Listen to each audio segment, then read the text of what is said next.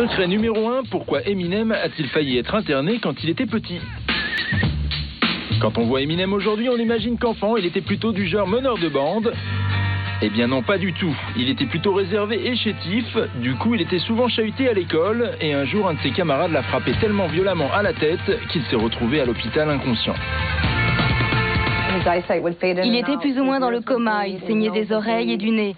Les docteurs m'ont dit qu'il serait obligé de prendre des médicaments pour le restant de ses jours, et que la meilleure chose à faire serait de l'interner. Il n'y avait vraiment aucun espoir. Le jeune Eminem a 9 ans et il semble condamné à être interné. Heureusement, après des mois de convalescence, il va finir par retrouver tous ses esprits, à la grande surprise des médecins. C'est un vrai miracle, mon fils est un miraculé. Miraculé certes, mais Eminem a été bien secoué par cet épisode tragique. Plus de 10 ans après, il écrit même un morceau, Brain Damage, traduisez séquelles au cerveau, où il s'imagine en train de régler ses comptes avec son agresseur.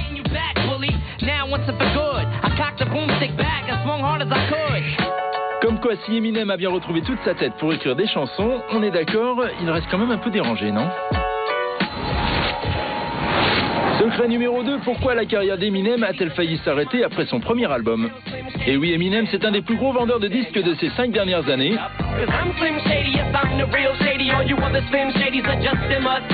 Mais ce que vous ne savez pas, c'est que son premier album Infinite a été un bide total. L'album Infinite est sorti en 1995. Et je crois que sur les 1000 exemplaires qui ont été mis en vente, 850 nous sont revenus. Donc en vérité, l'album s'est vendu à 150 exemplaires. C'était un vrai bide. Ça n'intéressait personne. Après l'échec retentissant de son premier album, Eminem est dévasté. Son moral est au plus bas et en 1996, il pense même à mettre fin à ses jours. Mais finalement, c'est cette période de grosse déprime qui va lui donner la rage de revenir pour faire taire ses détracteurs. Et le moins qu'on puisse dire, c'est qu'il a bien eu raison de s'accrocher.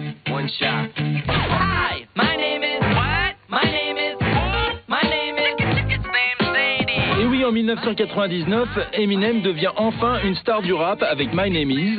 Et son deuxième album de Slim Shady LP s'écoule à plus de 5 millions d'exemplaires. Tout est bien qui finit bien. Secret numéro 3, pourquoi Eminem se déguise autant dans ses clips?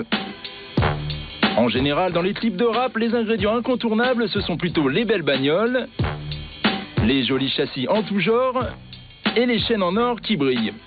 Eh bien, Eminem a beau être un bad boy, il n'a pas peur du ridicule, lui. Faut que je porte ce truc? Je te pose la question parce que j'aime bien ce déguisement.